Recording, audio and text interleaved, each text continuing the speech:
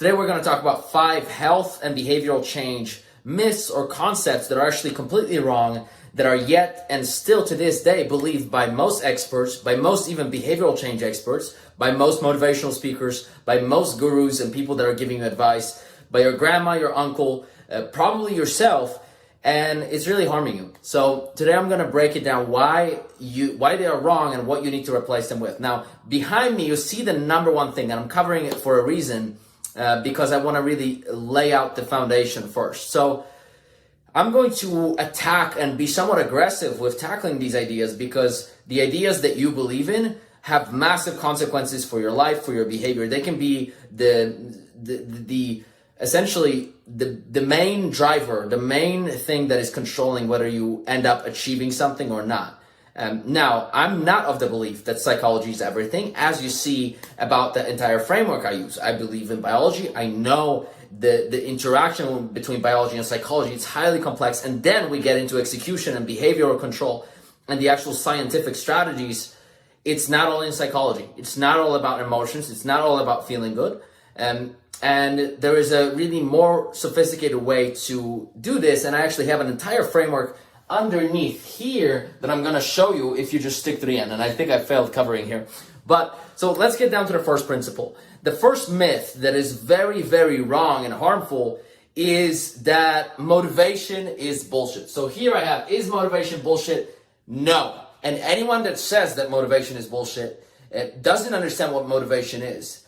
And so it's critical when you're listening to someone, because this entire video, this entire presentation is going to solve the problem of who can you listen to, who should you not. And it's not necessarily on an emotional level, it's just that whose argument is the most rational, scientific, and the closest to the truth, whose ideas are essentially more useful to you. And is motivation bullshit? No, it is not. It's not about that. Even by the sole fact that you're doing something, someone can say that I wasn't motivated to do it, but I did it. That means that if you did it, you were motivated. It just shows that you think that motivation is entirely based on positive emotion, and it is not. And so looking at motivation deeper, there is several types of motivations. You can be motivated by, like we said, negative emotions and positive emotions. But then you're also going to be motivated by future and your future position, future situation, or even just by the present or by medium term. And so there's a time complexity here. If you do anything, you're motivated to do it. If you're watching Netflix, you're motivated to do it. If you're doing absolutely anything, if I'm recording this video, I can tell you that I'm not motivated to do it. I do it out of discipline. And depending on what we mean, that might be true. It's not, positive emotion is not the whole story, but there is a way to get a lot more positive emotion and get it associated to long-term goals. That's the reason I'm recording this video. So if we look at motivation for what it truly is, meaning that there is a motive to do something and that the strongest motive wins, then anytime you do anything, you were motivated to do it.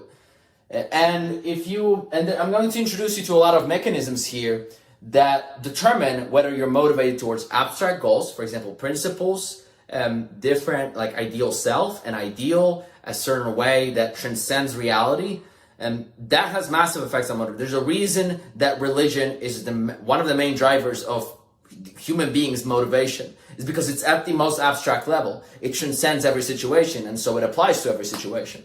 So if you're not motivated, if you feel like you're not motivated, oftentimes people will just say that when it comes to they're not motivated towards their rational goals. Now, the reason for that is mainly, there's many. That's a very complex conversation. But essentially, you will be motivated to what releases the most dopamine.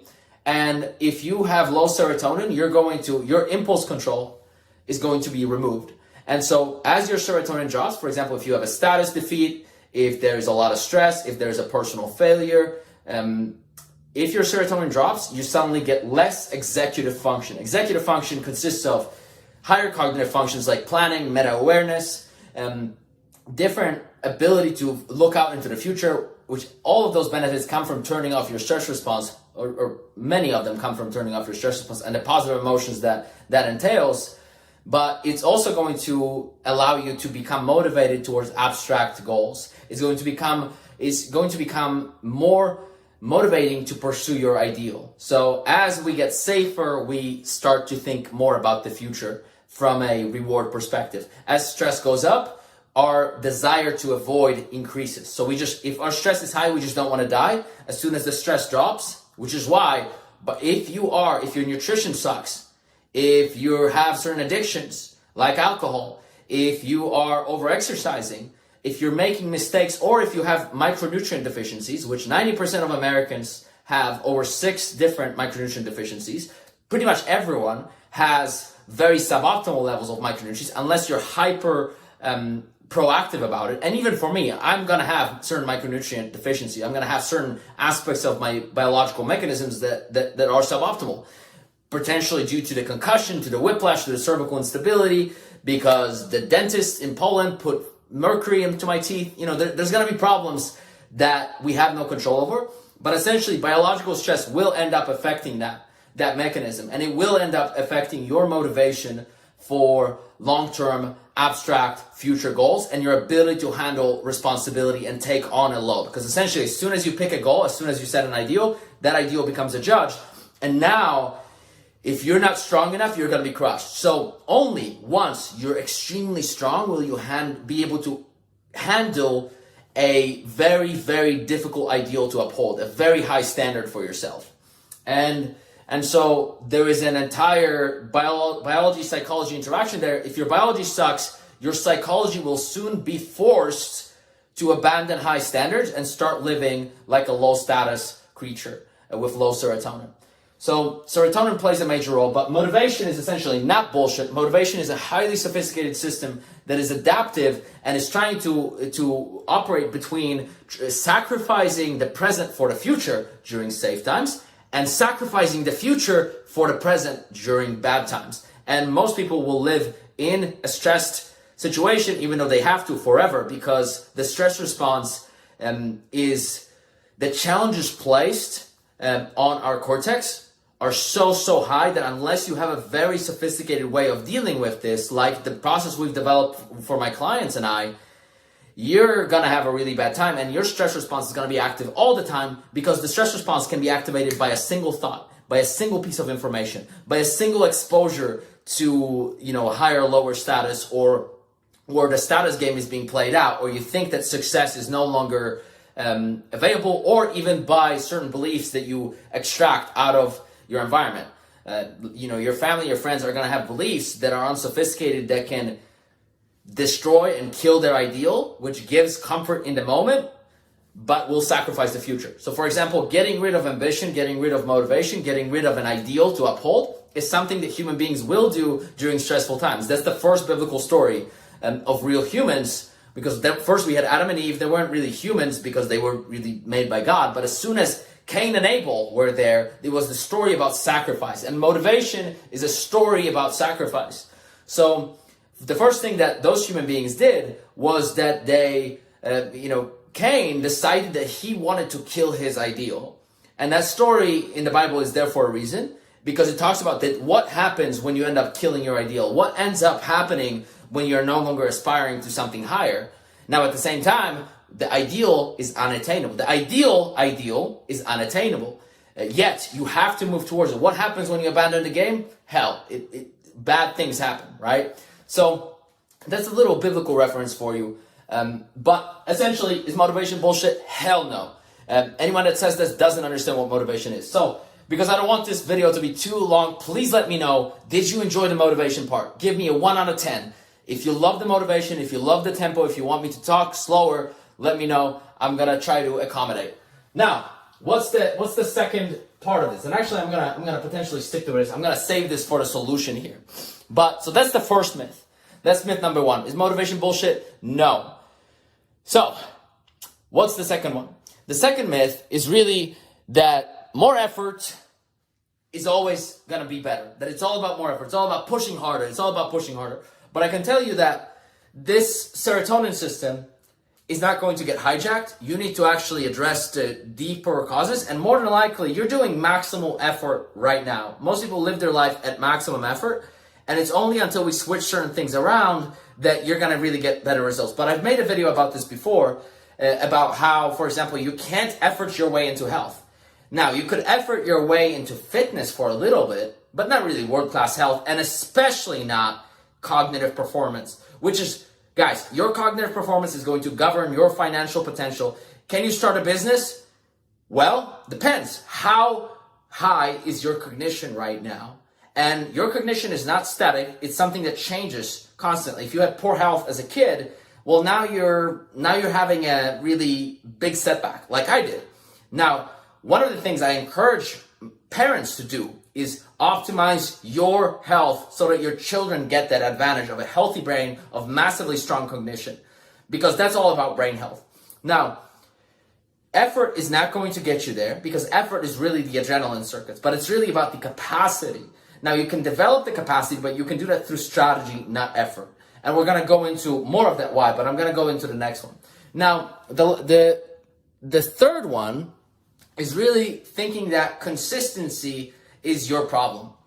Well, when you think that it's really about consistently putting in effort, you're going to end up somewhere wrong, because a lot of people will use consistency. They will say consistency, and then they will stop problem solving, right? It's consistency. I just got to do it tomorrow again.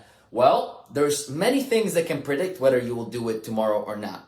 There's many things that will predict whether you're gonna do it consistently or not. I can pretty much I can see and estimate to a very high accuracy of whether someone is going to consistently execute on something, or whether some kind of change is going to be created permanently. And it has everything to do with the reward system ecosystem, or the reward ecosystem, you could say. And it's a balance of the stress. It's included the stress response, which is in charge of negative emotions, which is in charge of aversion, and the reward system, which is in charge of pursuing rewards. There's going to be a certain ecosystem here. And this ecosystem is biological and psychological. And the idea of more effort is better, more effort is always leads to success, doesn't take into account that you can actually borrow effort from tomorrow, today. You can actually, by producing adrenaline, by forcing yourself to do things, you can go into debt. And people go into a health debt, people go into a willpower debt, and people go into an energetic debt. And can and that debt is going to be, like, your body's going to try to force you to pay it off as soon as possible. And as soon as the external stressor is gone, now you're not going to have motivation. A lot of times, the clients I work with, they get up to a point, and this has happened to a client, for example, where we achieved all the financial goals he could want. Like, his family is retired, his generation is required. I'm sorry, there's pretty much generational safety. There's generational stability. But what ended up happening is that his motivation was so used to on attacking from a negative standpoint, just aversion, safety, just basically doing it out of survival reasons, that as soon as he has control and he doesn't have to do it, he doesn't do it. And that's a problem, because no one can force you to do something, and you're gonna have to eventually develop systems that allow for pursuit of rewards. That's really where you're gonna get your happiness from. Positive emotion comes from pursuing rewards. So as long as you're only doing the aversion part, you're missing out on a whole lot of not only optimization and learning and like actual innovation and efficiency and impact, but you're also gonna be extremely unhappy, and you are gonna burn out from that. And then you're gonna end up feeling like you're not really living up to your ideal, because once you have enough safety to act according to what you want to act as, you're not gonna do it. And we'll go into that and how to fix it shortly. But essentially, this happens to a lot of people, is that as soon as they are trying to pursue health goals, they can't, because they are only used to doing being moved into action by negative emotion. And so what I help my clients with is I help them develop, now through communication, through biology, through restoring the dopamine system, through very specific psychological adjustments, but also through how I communicate it and the process that I take people through, because the sequence matters, and I'll actually go into that very shortly. The sequence of how you do it, when you do first, really matters whether you will be consistent or not. So when you're looking at consistency, you gotta blame your approach, you gotta blame your strategy. Something that you're doing is unable to be consistent. You're going into debt. Your strategy sucks. something that if you run a marathon, a lot of people that run marathons, they stop working out for 3 months, 4 months, 5 months. If someone works out really, really intensely, and then they're like, I'm lacking motivation. No, you mess with rules of biology. You mess with certain rules that you don't get to mess with. You don't get to decide whether certain rules exist or not. Gravity exists, and your biology is going to be in charge of your motivation and your desire to do things. And if you mess with that, you're just not going to get there. Just like if there's certain complex problems you're trying to solve, but you can't seem to do that effectively, it's your cognition. If you're overwhelmed, it's your cognition lacking. Now, that can be fixed, but it's your processing speed, it's your working memory, it's your memory in general. Like being able to formulate clarity and plan and create sequence and create systems, that's the highest essentially it's a complex cognitive skill. So is verbal fluency. Guys, if you would see me, if I eat shitty food, which right now I'm actually on almost 7 months without anything that wasn't ideal, funny enough, and I don't really miss it. It's just that we haven't been going out. I've been locked in my cave. I've been locked in my tower. I've been hyper disciplined. And I've just been working with clients and essentially playing with my son and talking with my wife and just spending time there. But I'm not doing that out of a negative standpoint. I'm doing that because I'm obsessed and super excited about the vision. Now, essentially, the way I could break it down is that simply consistency reveals systematic problems. So something you're doing, it's not about making yourself do it again tomorrow. You won't. That's not the point. The way you create consistency is that there is an ecosystem that is functional, and there's an entire system that works today, but it works tomorrow and next week and the month after and the months and years after. Because if you're going into debt, you're going to downregulate certain aspects of your cognition, you're going to downregulate your energy, you're going to destroy your memory, and many other areas of your life are going to fall apart until you're forced to make adjustments and abandon the goal, right? So this is why having your health as the foundational, as the thing that allows you to take on a load, a heavy load, to have high standards. Without health, you can't do that. Without health, you're going to have excuses. With health, you don't need to have excuses because you have the energy. You are excited. You have the capacity to handle complexity. Because what a lot of people do that most goals in life that are worth pursuing are going to be complex. Like a good family. That requires massively high skills of communication, massive self-awareness. Leading a business and building a business, that requires massive understanding of psychology and your craft and massive amounts of high performance and production. Most highly valuable goals are complex. They're not simple. Even losing 50 pounds or 10 pounds or 40 pounds is not necessarily simple. It's not simple because it requires behavioral change. Once something requires behavioral change, now it's gonna be, you better be competent because you're gonna get punished for every ounce of ignorance. And if you talk to someone that doesn't understand the multiple sciences they're concerned with, essentially, if you're talking about behavioral change, you better understand biology, you better understand psychology, you better understand communication and how to actually help someone, because there's several types of communication that will trigger defensiveness and negative emotion. And I'm looking at that, I'm studying that. There's a lot into how the messenger communicates that will make you defensive, inspire you, fire up motivation circuits or not. For example, right now you're experiencing my emotions. And if I weren't experiencing them, your mirror neurons would not be firing. So essentially, that's the consistency part. So consistency itself is not the problem. Lack of consistency is just reveals the deeper problems, and you have to go down to the deeper problems, otherwise you will never solve them. And that's what happens. People, unless they do this, you will never get the health you want unless you just subconsciously absorb the right information and the right ideas. And it's generally not a good idea to rely on intuitiveness, because your intuitiveness is always going to be wrong when it comes to something, when it comes to production, even if you have perfect role models.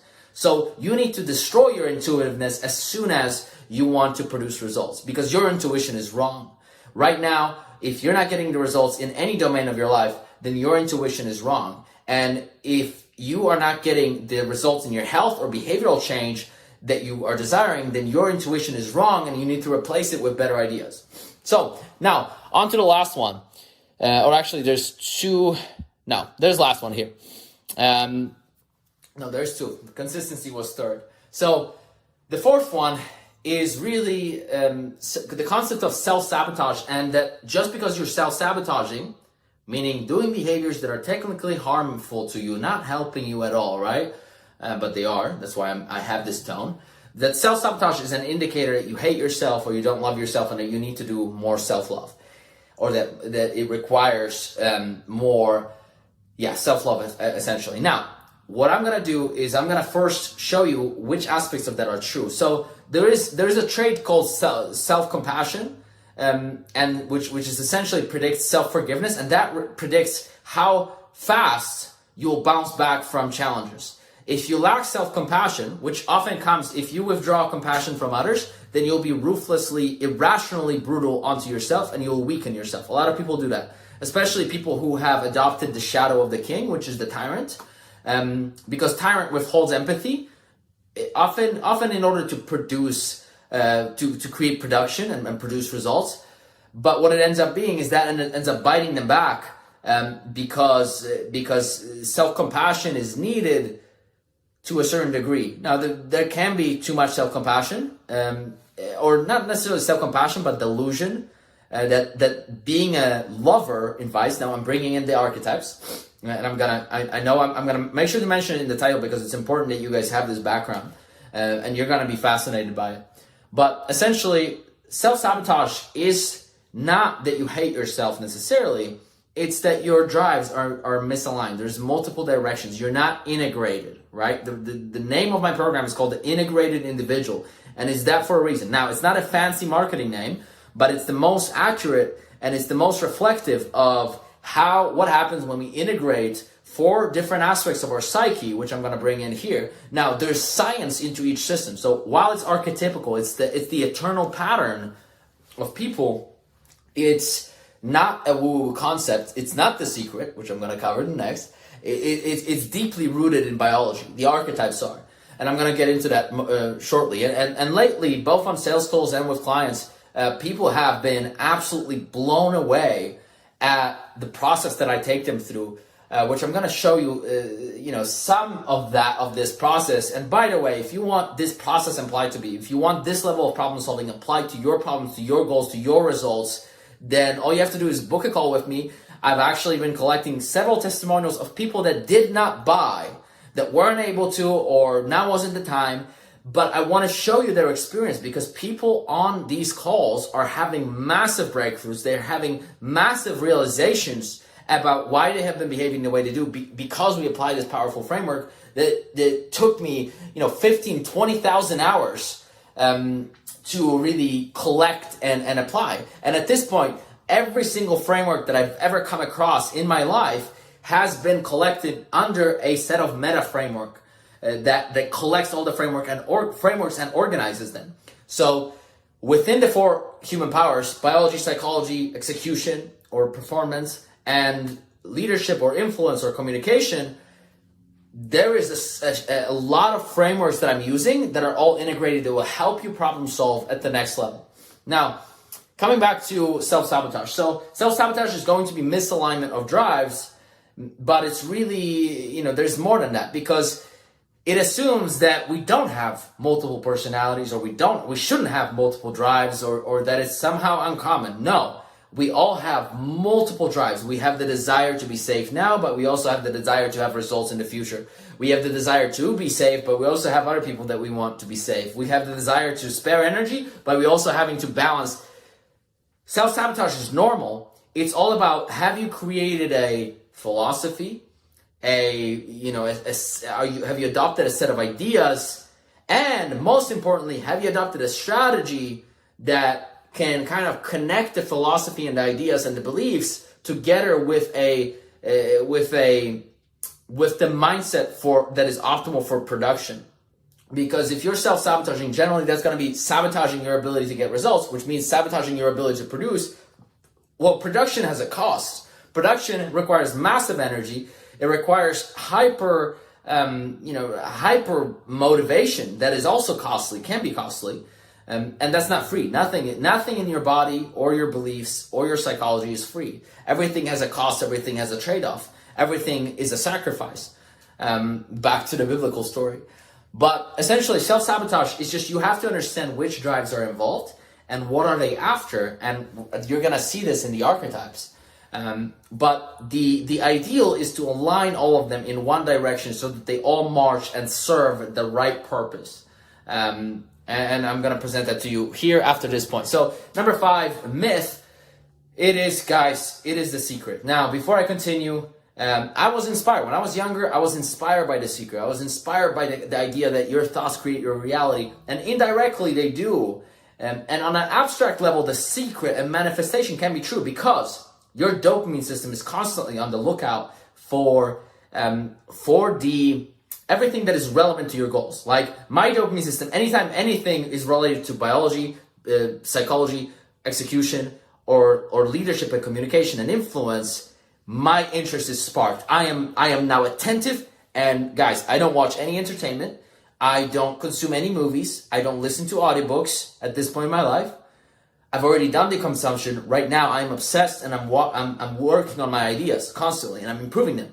And I'm creating client results and I'm helping them. So for me, my dopamine system is walking in one direction. My interest is very unidimensional. It's very directed. It's very disciplined. And I don't allow any information to come in except the information I want. So that should give you an idea that inspiration is the first step. But there's 3 more steps minimally. And within each step, there's massive complexity. So do I believe that you should think your way into results, as one program of the creator of The Secret is called? No, that doesn't work. You shouldn't do that. And every single person that does that doesn't have the results that they want. And anytime a person says that The Secret is working for them is because that's not what they're doing. That's not the only thing they're doing. They're actually focused on production. They're actually focused on making decisions. And The Secret is really, the abstract. And the philosophies that drive you do not have to be true. Literally true. They don't have to be, it doesn't have to be, it doesn't matter. They are heuristic. They are motivational. They're ideas that make your life better. And while they're practically or technically, scientifically might not be true, believing that they're true makes you act more accurately than you would have acted before. Now, we're getting too abstract, and some of you might find this very interesting. Some of you might not. I want to come back to what do you do instead? Right? Because now we have let's do a little recap. You don't need motivation? Yes, you do. More effort, always better? No. The consistency is your problem? No. Consistency reveals the problem. And then we have self-sabotage, which is kind of a concept there's always going to be self-sabotage because there's multiple drives. You have to get skilled at the negotiation, at the alignment. And you have to have enough awareness to even spot that. And you have to know where it's coming from. And that requires massively high brain health. Otherwise, you won't even be able to aware. If you're walking around in a fog and you have no thoughts and nothing is clear and you can't focus and you're just like distracted and fragmented, you're not going to be able to do that kind of thinking. You're not going to be able to do that kind of reflection. You're not going to have the self-awareness required. And then the last one is The Secret, manifestation, visualization, and just like thinking your way into results and just sitting there and doing nothing and just trying to think. That's not going to work. Now, you guys have to understand, mind wandering has a massive purpose that I actually teach my clients. Because it's really your brain. As soon as you're not involved in something, your brain tries to problem solve. It tries to plan. It tries to go. Like if I'm doing something irrelevant, I'm gone. I'm already thinking about something else, something relevant. And that is the reason why I don't watch movies or entertainment of any kind, is because I am optimizing that system for massive relevancy. I don't listen to music. I have nothing in my mind except what I want. So for you people that are obsessed about stuff like this, if you're obsessed about production, I can massively help you. If you really want to feel better, I know how to do that because I've been obsessed with production. I want to know what produces results, and I've been doing that for 15,000 hours. And depending on if you count certain other actions that are also relevant to what I'm doing, like education, then I've been doing that for 20,000 hours. So I'm an old man. So So essentially, now that we've dropped this, we're 30 minutes in, hang with me here. There's another aspect of kind of like, what do we replace all of this with? And this is where we come in to the process that all of these 5 myths are trying to solve that are just simply not capable. They're not capable of solving it because it's too hard. Now, what it says here is lover, king, magician, warrior. These are the archetypes. And before you ask me, what am I? You're all of them. We all have all 4 archetypes inside of us. And it's just a matter of which one is more developed than others, which one is dominant, and then which are you experiencing a mature, healthy, strong version of it, or are you experiencing the shadow? And the shadow can be manifested in many ways. It can be passive, or it can be active, meaning that it's taken you over. Now, the archetypes are too complex to get into, but if you would like to learn more about the archetypes, then comment archetypes below. This is for a very subset of people that really want to understand it deeper. But essentially, these 4 archetypes can explain your behavior almost down to a T. Like it's very, very precise. And we start here for a reason. Now, we can also divide these 2 archetypes, 2 and 2. One is for vision and emotional regulation, emotional alignment and intentions. And one is for production. And production consists of strategy and execution, nothing else. It's not about thinking. It's not about anything else. Production is objective. This is very subjective, and this is about vision and emotional regulation. If you lack motivation, there's something wrong in the lover and the king. Something in this process. So, lover, one of the shadows, I'll only bring up 2 shadows, which are the most common, but there's more. The healthy lover, that's a very difficult concept, but you could say that religiously and archetypically, Jesus is an integrated lover. He is someone that had all of these archetypes. He had it all integrated. He was the perfect individual. And when we look at, for example, different religions, some are warrior religions, where, for example, Muhammad in Islam, he was an integrated lover. He also exhibited all of these. There's a reason these stories stuck around. Now, going into the lover, one of the shadows, which is an active shadow, is the addicted lover, which means that you get addicted to feelings and you get addicted to substances or behaviors, right? So if you're addicted to food, there's an addicted lover there. Now, you could also be the other, and you could be a combination of shadows, which is the impotent lover. And oftentimes, if the lover was hurt, he will not be in his healthiest expression. He will be either the impotent lover. These are the fathers that do not hug their daughters. These are the fathers these are people that have really been hurt, and so they withdraw connection. They're not longer warm. They've rejected that part of themselves. They've rejected feelings, and they will act as if they will act without compassion often. They will not be very considerate. The addicted lover is a different expression of it, and it is getting addicted to feelings in some sense because, and this is the brutal. Now, lover is not all la la la. Hippie is not the lover. The lover is someone that is possessed by the mission.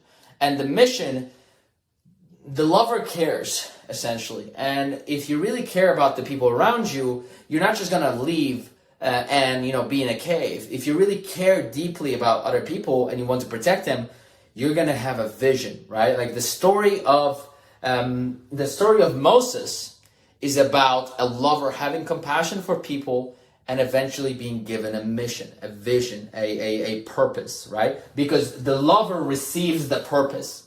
And so this is critical. This is very critical. Because as soon as the lover receives the purpose, that's when we're able to experience authority.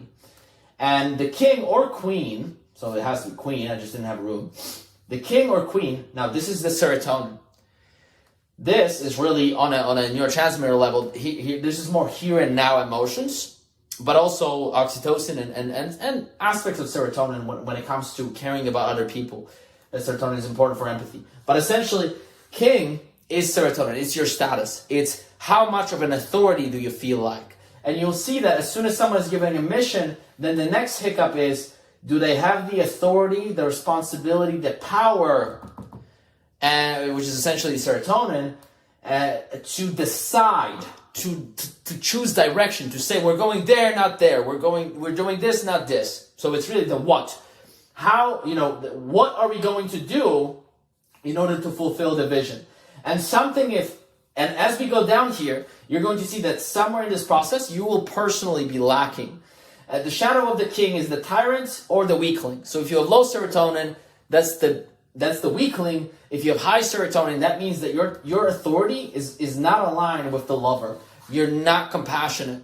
And oftentimes people can become tyrants if they are in need of production. One of the ways that leadership style is called is pace setting, meaning come on, do it. I can do this, but I can only do this with very specific clients where we already have the vision and they've asked me to do this and be very, very aggressive and very, very hyper. I don't do this with all my clients. It's really, but once we have this aligned, once we have the king, once we have the healthy expression of the king, once you have the authority to choose direction and make decisions, now we're done with the vision and the emotions. Now they are serving their purpose. Now we're not necessarily done, but you get what I'm saying here. Now the vision and the emotions are done. And this is where most personal development and coaches stop. This is where it all ends. And essentially, this is really where all of it for me starts. Now, because the lover chooses why. Why do we care? Like, how can I help? Why do what can I do? What can I do? What can I do for the people around me? What can I do? How can I be of help? This is what I can do. He decides. Serotonin decides. Serotonin is decisive. It's authoritative. He chooses direction. And this is where we get into production. This is what actually generates results. And a lot of the secret people will think that they're done here just because they care about the goal. They have emotional congruency. Emotional congruency is not enough. Now it's about production. This is ruthless. And production consists of strategy and execution. And if you look at the magician is all about strategy. A lot of people have rejected the magician because they don't want to hear that they're wrong, that there's something they are responsible for that they're not doing. And it hurts so much to say, there's a better way to do it. Fuck, I'm sorry for swearing for you people that find it offensive, but I'm getting pretty passionate about this. But a lot of people will reject the magician because the magician's weakness is stress, because cognition gets downregulated as you become more stressed. So as you become more stressed, your impulse control goes out the window. You're not interested in long-term goals. You can't plan. You can't stay organized. You can't resist impulsive drives, and your attention gets weaker. Your prefrontal cortex gets weaker. You can't think abstractly. You can't listen. Your working memory goes down. And now, so this is where the 4 human powers come in. Now I have a process for doing this, for getting this aligned, for getting your lover. This is what we do initially. In the program, we first address this and this. And I have a very comprehensive process and a step-by-step system that allows to access this emotional congruency. Now, as soon as we are here, there's a mission, we care about it, there's emotional congruency. Now it's about production. Production is ruthlessly objective, it's rational, and it requires aggressive strategizing and execution and scientific thinking. And this is what I excel at. So, stress is very difficult in the magician. Now, a lot of people have met the shadow of the magician, which is, for example, the detached manipulator. And people will see, manipulation. There's a lot of people, when I start working with them and they see like how we train them, how do you communicate with your children so that you can create behavioral change, so you can inspire them? How can you help them develop these archetypes even so that they're not bullied? How can you protect them? Because the only protection you have is development, is being strong. That's your only protection.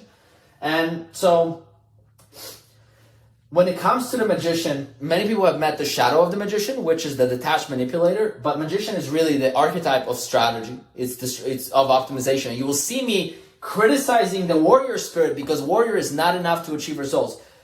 It's really not, and especially in today's economy and with health and with behavioral change and with complex goals of any kind, warrior and effort is not enough, and you will see why. But essentially, anytime, if you're executing on something and you're putting in effort but you're not getting the results, this is what's wrong. Your magician is not developed, you haven't understood something, and your choice is either to, if you want to achieve a certain level of health, then you can either spend the 15,000 hours yourself and learn it at the depth that I, for example, understand. Or you can work with me and I can help you and I can give you the gift of getting the benefits without the 15,000 hours of sacrifice, without devoting your entire life to it, right? Like, because you don't have to do that, I can do it, you can get the results, your family can get the results. Because health is an area you're gonna have to master. And really the 4 human powers in general, if you don't master any of them, or any one of them, you're gonna be in trouble. Something's gonna go wrong. Your marriage is gonna suck. You're not gonna be able to communicate effectively because you don't know how to help people change. And there's a science to that.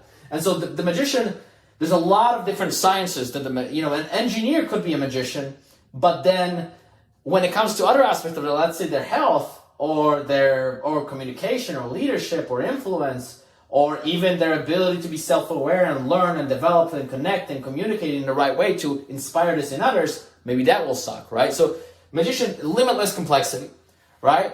And the strategy has limitless complexity and this overwhelms people. And if you're chronically stressed, you will be overwhelmed all the time. So you will reject the magician and more than likely you will go into the other shadow of the magician, which is the innocent one. Meaning you're going to avoid responsibility for your results and for your lack of information. You're going to refuse and really not want to believe that the absence of your health is hurting the people around you. So you're going to kind of create a resistance to truth. There's going to be a lot of things that will trigger you and you're going to not want to know. So that's the other shadow. The other shadow is kind of the rejection of the fact that production and results of any kind, whether it is you helping your children or any other, or improving your finances. I mean, in today's world, magician is the only one that gets paid. The warrior, not really, because you can be the hardest worker and you're not going to get paid. It is the magician. And so it is the cognition that underlies the magician. And that is why optimizing biology, brain health, brain performance, cognition, working memory, those are critical components of improving your life in any way, because it is the magician that can improve this, that can improve this, that can improve this, because it is about the strategy, it's about the optimization, whereas the warrior is a tool of effort and commitment and devotion, which we'll get into here. So the other component is execution, right? There is a reason we want to be morally aligned, then we want to decide the right direction, and then it's about the how. The magician is about the how. How do you do it? Because if you have direction and you care about it and you consider it important, if you don't know how, you're failing here, and you can either do this yourself or you can get help. And I would love to help you. But then, are you executing? And the beautiful thing about the magician is that I have mastered or understood very deeply the science behind what leads to behavioral change. How can we get you into action? Because all of that is here. And if you can get yourself to action, but you're not getting the results, then you're making mistakes here in your strategy. But when it comes to execution, the dopamine system comes to kind of the forefront, because dopamine is essentially in charge of execution. And to get the warrior devoted to the right mission takes a lot. It takes a lot of attention to detail, but we can do it. And so if you're not executing, then you're not possessed by the spirit of the warrior, you're not devoted, you're unwilling to sacrifice, or you're potentially wounded, right? One of the things about the warrior, if your biology is crap, your warrior is wounded. Your ability to take action is wounded. Your magician is slow and poisoned. You're too slow. You can't think. You can't process the problem, right? You can't even reverse engineer. The magician reverse engineers. And that's what I've done. If you look at the program and the way I've divided the 4 human powers, that's reverse engineering success, essentially, individual success. Now, there's components of success that we can't really control, but those are the 4 areas that create competence and create results. So if you're missing any one of them, now you can't really create results. Because, all right, now let's go into what does this all kind of lead to? It's really, whose advice should you listen to, right? Because when it comes to production for you, I know it's really horrible writing here, but it's really whose advice should you listen to? Because there's a lot of advice out there, and if you don't have a way to discern between advice, you're going to be lost. For me, I can't even pick up most books because I can see right from the beginning that they've already made certain mistakes. Now, I wasn't doing that at first. When I first started reading books, I was like, wow, that's incredible. Wow, that's incredible. Wow, that's incredible. Oh, that's a lower level thinking. Oh, boom. Oh, he missed this. Wow, that's incredible. Wow, that's incredible, right? I went through that process for many hours. And so I'm able to discern. If you want results, then you need to be able to discern between who's right and who's wrong, whose ideas are incomplete and whose ideas are better replacements right now until you find something better. That's the process of evolution. And if you don't have this foundation of judging, now, if you just even study this, you're going to be able to discern between people, because you'll see that most coaches will be a lover, a king, a magician, or a warrior, but they will never really be all four. And that's really what I'm sacrificing my life for. This is what I do every single day for many hours, is I'm trying to get a holistic story, a holistic understanding of what makes up the integrated individual. And really, the four human powers that have come from this, and it was just kind of like, how can we actually become exceptional at all of these archetypes? And that's really when we're getting into the four human powers, which is biology, psychology, performance, or execution and influence, or leadership and communication. Because it's really, two of them are focused on production, two of them are laying the foundation for production to happen. Because in biology, we're actually giving you superpowers. Now we're restoring your cognition, we're restoring your energy, we're optimizing your hormones, your thyroid, we're giving you the energy you need to be a warrior, to be a magician, to even have enough testosterone or progesterone to be able to feel the serotonin flowing through your body. If you don't fix your biology, you will think you have mental health problems when you really have brain health problems. Mental health and brain health are pretty much the same. There is certain psychological experiences that can give you trauma, but your ability to overcome trauma is largely biological. Your ability to think through the memories and separate, for example, PTSD experiences, and kind of become more, be able to pick apart which things were too much, which things need to be removed, which things need to be added or kept. That's all biology. And so we need biology to be able to even go through this process. Without biology, you're going to fail right off the gates. You're going to start out, be motivated, and then boom, you're just not going to have the energy. And one of the main things to consider is that every single client I've ever worked with thought and was trying to be as healthy as possible, yet they had anemia, they had low energy, they had inability to focus, they had inconsistency. And what ended up happening is, as soon as we do the analysis, they were doing many things that I would say, do not do this or else it will harm your health, right? So if you want to avoid a health disaster, or even just not ever reaching your potential, reach out to me. There is going to be very few people who have this level of discernment between biology and psychology, and who have sacrificed as much time and have really put their entire life into this. I can't really point you in any direction to like, oh, that guy can help you equally much as me. And it's not really coming from an arrogant place. It's just from how many thousands of hours I have put into this. My life has been consumed by this since I was really 15. So now, the way to understand psychology is you have to understand this. The archetypes are a central framework because for a lot of people, they will not have confidence because they think subconsciously it's morally wrong. Their lover has experienced the tyrant, and so they've rejected the entire archetype. Someone has experienced, for example, if someone experienced the sadist, which is a shadow of the warrior, they will reject the warrior altogether. If someone has experienced the detached manipulator, they will reject the magician altogether. So there's some component of this that you haven't mastered. And, even for me, just to give you an idea, my magician, I'm not Gandalf the Grey. I'm not even Gandalf the White. I'm Gandalf damn purple orange when it comes to specific topics, right? I don't know engineering, right? I have no idea. I don't do math, but this is what I am superhuman at. There's no one in the world really that I can sincerely point you to that I could actually tell you that they're going to give you equally good advice. Now, one of the things to understand, for example, how was trauma created in me? One of the things that I've been terrified of and that I've had to overcome is make my product so good because I'm so deeply afraid of being a taker because of sales experience of the past where the product didn't turn out to be, I wasn't in charge of the product. And so it hurt me deeply to sell anything that I can't stand fully behind. So my lover actually had to get aligned before I would allow myself to take even payments, to even charge people at all. Because I was so terrified of being a taker, I was so terrified of hurting people that I have to be morally aligned or else I can't even take action. If it's not helping people, then I would rather die, right? If it's immoral, I would rather die.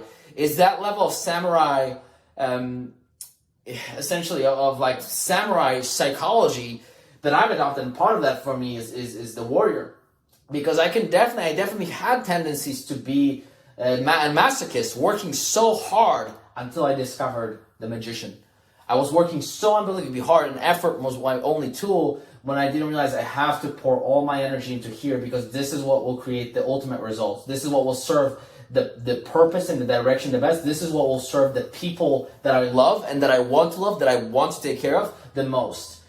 And so if you look at archetypes and you see that someone's psychological advice is mostly focused on only one, or someone's mindset advice is only focused on, believe in yourself, believe in yourself, believe in yourself, believe in yourself, manifest, feel it. Think about it. Do it, just do it. They're missing something. You gotta think about this very holistically. Now, the next one is really execution, right? And execution comes from production. Because if you execute on a shitty strategy, you will soon stop executing because you'll burn out. So it's really execution is mastering these two, mastering the rational process of performance, of execution, of cognitive performance, of leadership as well to an extent, because you have to design the system. You have to understand how does your emotional brain work when it comes to behavior and execution, and how does biology impact your psychology, and how does your psychology impact everything else, and how can you create massive consistency? How can you track, right? Because we take this deeply down to tracking.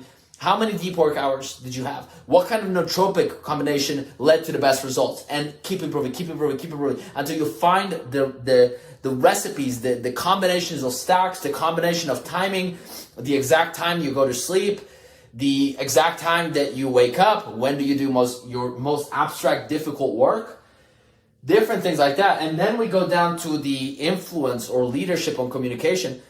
This is where theory of mind, this is where all the work you've done on yourself begins to pay off in other people, in your social realm. Because if execution is producing yourself, then leadership is really helping other people get inspired and align with the vision and morally and with the authority, and then to help them develop their production. And for that, there's very specific type of communication needed.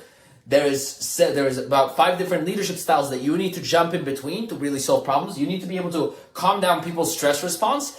And for that, you need your own emotional stability to be at top level. Your microbiome, your hormones, your brain health is all going to create your emotional stability. If you're not stable, you're never going to produce the results you want. So now that should reveal to you some massive complexity.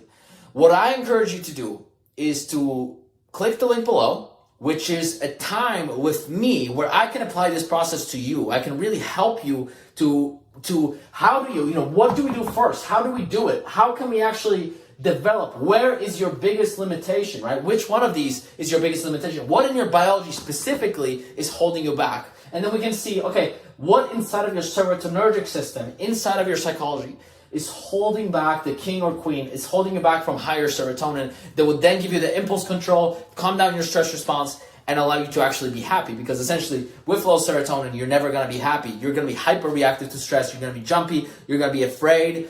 And your choices are going to be based on fear rather than rewards. If I had low serotonin, I would not be on this camera. If I was risk averse and trying to minimize the odds of social humiliation, which, by the way, guys, social humiliation is the biggest fear of everyone. And that's exactly what serotonin will allow you to get rid of, because now you believe in yourself. Now you have high authority. Now you have the authority to stick out, and you know that you're not the fool, you're the leader. Because sticking out, if you're low status, is essentially the loser. Sticking out when you're high status is being a leader. So if you want to experience that, it's going to be in your serotonin.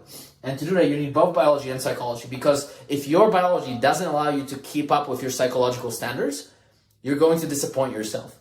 So guys, I am done talking. There's a lot more that I could share with you. But essentially, I'll let you judge for yourself. Can anyone really compete with this?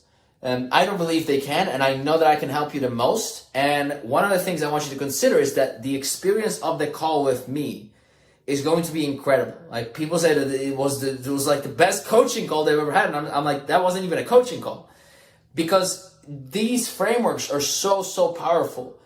I care about this so deeply that there's just no way that someone will put in as much effort and as much consistent hours of focus, not just hearing something, but truly understanding it, pausing it, combining it with other ideas. And so I can truly help you. I know I can help you in your biology, in your psychology, in your production, and in your leadership, which essentially ends up translating into your relationships. Guys, there's been several clients that I started working with one partner, and they began experiencing so many positive changes that their husbands or wives reached out and wanted to talk, because they're like, what the hell happened to my husband, to my spouse? Why are they behaving so positively? Why is their communication so much better? Why are they not stressed, depressed, anxious? And we ended up working with them together, and that ended up being better than even 12 years of marriage counseling, because the marriage counselor will try to address it from potentially something here, maybe something here, but they will not understand someone that is here or that is trying to produce, or essentially every individual will often have missed the picture. I'm sure there's someone that I don't know of that maybe has this down to this level of details, but I've sincerely never seen it. And so I can morally tell you that no one will be able to help you as much as I can. And if you want to find out how that applies to your specific situation, I would encourage you to just book a call or send me a message if you want to really see, how I can help and so on. And then we can talk about it. So I encourage you, send me a message to comment below. Tell me that you've enjoyed this. Let me know what was the most helpful, and I look forward to helping you. This was awesome, and there's a lot more coming in. So let me know if there's any questions you have, and let me know if I was talking too fast.